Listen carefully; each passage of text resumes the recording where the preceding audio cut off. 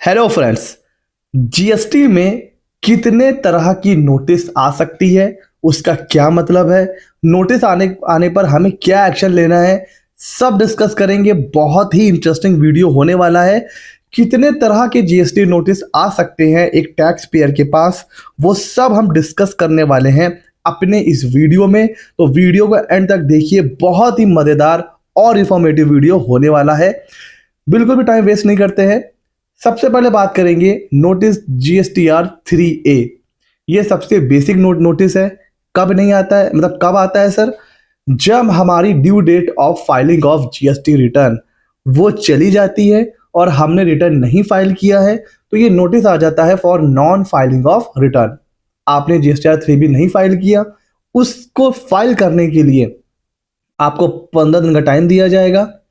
उस नोटिस वो जो नोटिस आता है जीएसटीआर 3B की फाइलिंग के लिए, उसे बोलते हैं जीएसटीआर 3A। इसमें नॉर्मली 15 डेज का टाइम दिया जाता है। अगर आप उसमें फाइल कर देते हो अच्छी बात है, अदरवाइज बेस्ट जजमेंट असेसमेंट हो सकता है और पेनाल्टी भी लग सकती है। फिर आता है आपका CMP 0405। ये किस लिए होता है सर? ये होता है कोई ऐसा टैक्स पेयर है जो कॉम्पोजिशन स्कीम में आराम से क्वार्टर में रिटर्न फाइल कर रहा है, क्वार्टरली पेमेंट कर रहा है, लेकिन डिपार्टमेंट को लगता है कि ये जो कॉम्पोजिशन स्कीम में है इसको नहीं होना चाहिए था, इसको रेगुलर स्कीम में होना चाहिए था, इसका टर्नओवर ज्यादा है। तो ऐसे केस में आपको नोटिस आएगा CMP 05 में और आपसे जस्टिफिकेशन मांगा जाएगा कि भाई आप कॉम्पोजिशन स्कीम में हैं बट हमें लग रहा है कि आपका टर्नओवर ज्यादा है, आप अपना जस्टिफिकेशन दीजिए। यहाँ भी आपको नॉर्मली टाइम दिया जाता है 15 डेज का। तो अगर आप प्रूफ कर ले जाते हो अच्छी बात है, नहीं कर पाते हो तो आपको विड्रॉ करना पड़ेगा कॉम्पोजिशन स्कीम से और पेनाल्टी भी लग सकती है। फिर आता है REG 03।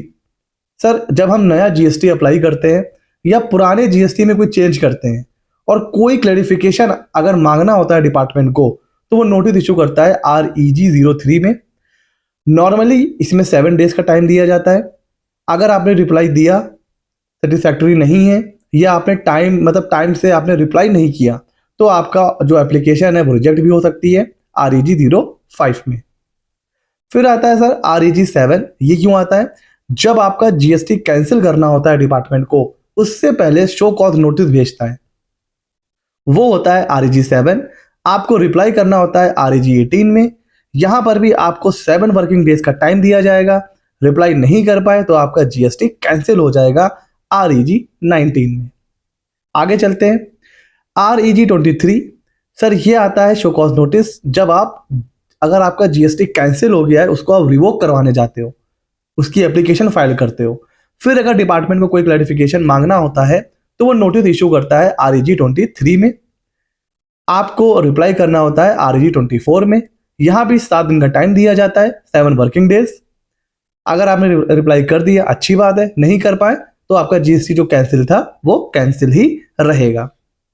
मैं बताना चाहूंगा, अगर आप प्रैक्टिस शुरू करने की सोच रहे हैं या प्रैक्टिस स्टार्ट कर चुके हैं, तो हमारी है AI प्रैक्टिशनर किट, जिससे आपका टाइम बचेगा, आपका एफर्ट बचेगा और आप इसको यूज करके ज्यादा से ज्यादा अर्निंग कर सकते हो, अपनी प्रैक्टिस को ग्रो कर सकते हो। इस किट में आपको क्या क्या मिलता है?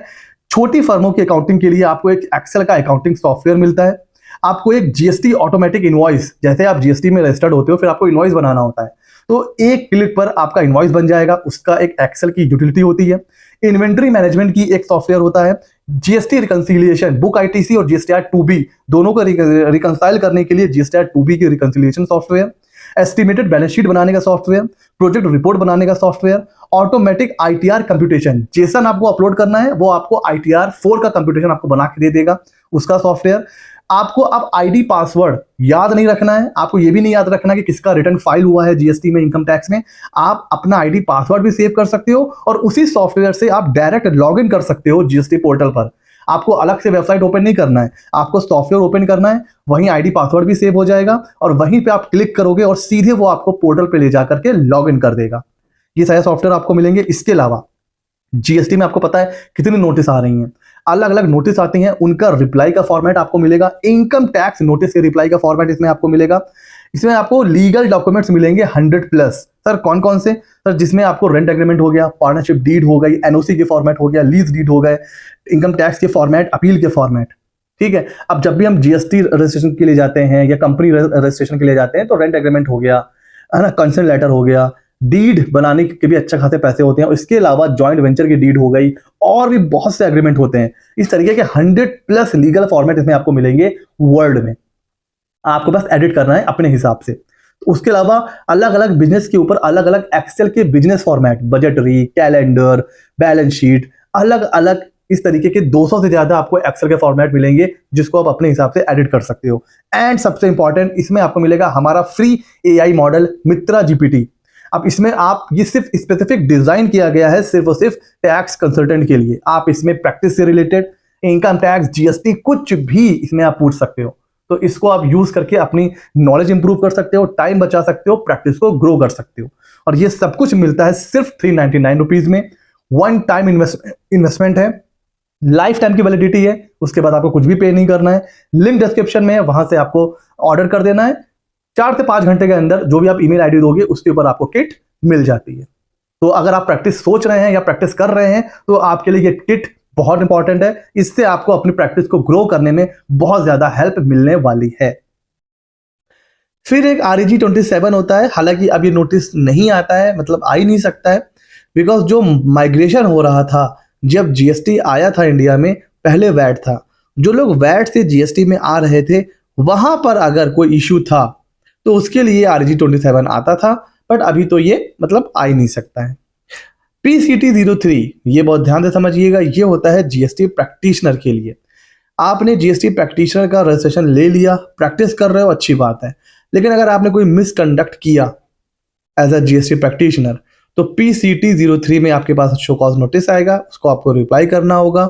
टाइमिंग नोटिस में ही होगी, अगर आपने टाइमली रिप्लाई नहीं किया तो आपका लाइसेंस कैंसिल हो सकता है। फिर आता है RFD 08, ये शो कॉज नोटिस होता है रिफंड की रिजेक्शन के लिए। देखिए, हमने डिस्कस करा हुआ है अपने वीडियोस में, अगर आपके पास ज़्यादा ITC है, कैश लेजर में पैसा पड़ा हुआ है, तो आप उसको रिफंड ले सकते हो। ठीक है, आप एक्सपोर्ट करते हो या और भी बहुत सी अलग अलग कंडीशन होती हैं, तो आप रिफंड क्लेम कर सकते हो। आपने रिफंड एप्लीकेशन फाइल करी, अब उसमें कोई क्वेरी आ गई, तो वो क्वेरी किस में आएगी? RFD 08 में। आप रिप्लाई करोगे RFD 09 में। यूजुअली 15 डेज का टाइम दिया जाता है। अगर टाइम से आपने रिप्लाई नहीं किया तो रिफंड एप्लीकेशन रिजेक्ट भी हो सकती है।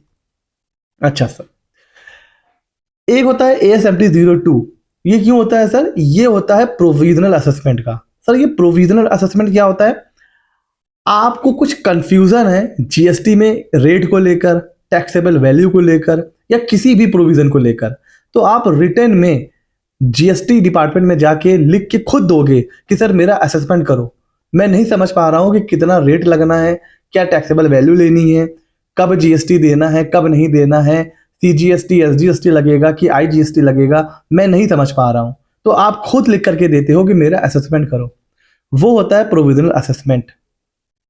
तो जब उसमें कोई इंफॉर्मेशन चाहिए होती है डिपार्टमेंट को तो वो ASMT 02 इशू करता है, आपको रिप्लाई करना होता है ASMT 03 में। टाइम मिलता है 15 दिन का। अगर आपने टाइमली रिप्लाई नहीं किया तो आपकी एप्लीकेशन रिजेक्ट हो जाएगी। फिर उसी से रिलेटेड जब फाइनल ऑर्डर पास होता है उससे पहले कोई इंफॉर्मेशन चाहिए होती है तो ASMT 06 आपके पास इशू होता है। 15 डेज का टाइम यहाँ भी मिलता है। अगर आपने कोई रिप्लाई नहीं दिया तो फिर भैया फाइनल ऑर्डर पास हो जाएगा। फिर होता है ASMT 10, ये बहुत इंपॉर्टेंट नोटिस होता है, बिकॉज कोई भी आपने रिटर्न जो रिटर्न फाइल करे हैं उसमें कोई भी गलती है या उसका जब भी स्क्रूटनी होगी पहली बार तो ASMT 10 आएगा। रिप्लाई आपको करना होगा ASMT 11 में। टाइम मिलता है यहाँ पर नॉर्मली 30 डेज का। अगर आपने रिप्लाई नहीं दिया तो बेस्ट जजमेंट भी हो सकता है, प्रोसिक्यूशन पेनाल्टी भी लग सकती है। तो ASMT 10 का नोटिस आए तो इसको इग्नोर बिल्कुल मत करिए। ASMT 14, ये होता है बेस्ट जजमेंट असेसमेंट की नोटिस। आपके पास नोटिस जा रहे हैं, आप इग्नोर कर रहे हो। आपके पास डिमांड नोटिस जा रहे हैं, आप इग्नोर कर रहे हो। अगर आप लगातार इग्नोर करोगे डिपार्टमेंट गुस्सा हो जाएगा। जब डिपार्टमेंट गुस्सा आ जाता है तो वो बेस्ट जजमेंट असेसमेंट करता है। उससे पहले वो आपको नोटिस भेजेगा ASMT 14 की। वहां पर आपको रिप्लाई करना होगा ऑनलाइन या फिर हो सकता है आपको अपीयर भी होना पड़े। 15 डेज का टाइम मिलता है। ASMT 15 का ऑर्डर पास हो जाएगा अगर आपने कुछ भी रिप्लाई नहीं किया तो। ADT 01 सर ये किस लिए होता है? जब कोई अथॉरिटी आपका ऑडिट करवाना चाहती है, जीएसटी में आपका ऑडिट भी हो सकता है अगर डिपार्टमेंट को लगता है कि ये जरूरी है तो वो जो नोटिस आता है वो आता है ADT 01 में।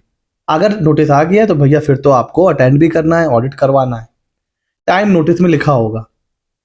अगर आपने नहीं करवाया ऑडिट तो भैया बहुत सीरियस कॉन्सिक्वेंसेस हो सकते हैं। RVN 01 ये होता है रिवीजन ऑफ ऑर्डर। कोई ऑर्डर पहले पास हो चुका है, ठीक है, एक्स पार्टी हो गया, कुछ भी हो गया, अब उसको रिवाइज करेगा या तो किसी की एप्लीकेशन पर या ऑफिसर खुद। तो भाई RVN 01 इशू करता है, आपसे कहा जाएगा रिप्लाई करने के लिए, अपीयर होने के लिए 7 दिन का टाइम दिया जाएगा। नहीं अगर आप आती हो तो भैया एक्स पार्टी ऑर्डर पास हो जाता है। एंटी प्रॉफिटियरिंग नोटिस ये क्यों होता है? Not passing GST benefits. जैसे अभी आपको याद होगा जीएसटी के रेट कम हुए थे 28 से 18 से 5%। तो अब ये जो रेट कम किए गए हैं किसके लिए किए गए हैं? कस्टमर के लिए। अब अगर कंपनी ये जो बेनिफिट है ना कस्टमर को जो मिलना चाहिए नहीं मिलता है, कंपनी क्या करती है? अपना प्राइस बढ़ा देती है। तो इस तरीके के जो बेनिफिट होते हैं जो एक्चुअल में मिलने चाहिए वो नहीं अगर आप पास करते हो तो फिर आपको नोटिस आएगा एंटी प्रॉफिटियरिंग नोटिस। इसमें आपको कॉर्पोरेट करना पड़ेगा, अदरवाइज आपको एक्स पार्टी प्रोसीडिंग झेलनी पड़ सकती है। DRC 01 बहुत फेमस है। ये आता है जब आपके ऊपर कोई डिमांड आ जाती है ना तो उसका शो कॉज भेजा जाता है कि भाई DRC 01 में आपके पास डिमांड है, आप चाहो तो पे कर दो DRC 03 में या DRC 06 में रिप्लाई करो अगर आपको लगता है गलत है डिमांड। यूजुअली टाइम मिलता है 60 डेज का। अगर आपने रिप्लाई कर दिया अच्छी बात है, गलत रिप्लाई किया या रिप्लाई ही नहीं किया तो फिर भैया पेनाल्टी प्रोसिक्यूशन के लिए तैयार हो जाओ। DRC 10 DRC 17 जनरली होता है जो गुड्स ऑक्शन में जाते हैं उनके लिए। तो अगर आप ऑक्शन में कोई चीज़ परचेज करना चाहते हो, आपने अप्लाई करा हुआ है तो DRC 10 17 आ सकता है कि भाई जो आउटस्टैंडिंग डिमांड है वो आप पे करो। जो भी टाइम रहता है ऑक्शन से 10 दिन पहले 15 दिन पहले तो वो होता है। DRC 11 क्या होती है? जो सक्सेसफुल बिडर होता है जिसने बिड को जीत लिया है उसके पास नोटिस जाता है कि भाई अब एक काम करो, पूरा अमाउंट आप डिपॉजिट करो।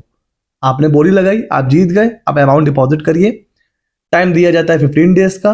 अगर उसने पैसा नहीं जमा किया तो हो सकता है फिर से ऑक्शन, नीलामी फिर से हो सकती है। DRC 13 थर्ड पार्टी से रिकवरी, थर्ड पार्टी से भी रिकवरी हो सकती है। उसके लिए क्या नोटिस आएगा? DRC 13 डिपॉजिट कर दीजिए वरना रिप्लाई कर दीजिए सर DRC 14 में, ठीक है। टाइम कुछ भी नहीं है, जितना नोटिस में होगा उस हिसाब से आपको करना है। अगर आपने रिप्लाई नहीं किया तो आप डिफॉल्ट माने जाएंगे जीएसटी में। And last but not the least DRC 16 ये होता है अटैचमेंट ऑफ एसेट। आपके पास रिप्लाई नोटिस पे नोटिस आ रहा है, आपने रिप्लाई नहीं किया, डिमांड ऑर्डर आ गया, आपने रिप्लाई नहीं किया, आखिरी हथियार होता है डिपार्टमेंट के पास, वो आपकी प्रॉपर्टी, आपकी एसेट को अटैच कर देगा। फिर क्या होगा? फिर ना आप उसको ट्रांसफर कर पाओगे सर, ना बेच पाओगे। टाइम में कुछ नहीं होता है। अगर केस चलता रहेगा तो वो अटैच रहेगा। अगर आप केस जीत जाओगे प्रॉपर्टी छूट जाएगी, हार गए तो उसी से रिकवरी होगी, ठीक है। तो ये वो इंपॉर्टेंट नोटिस हैं जो जीएसटी के अंडर आते हैं।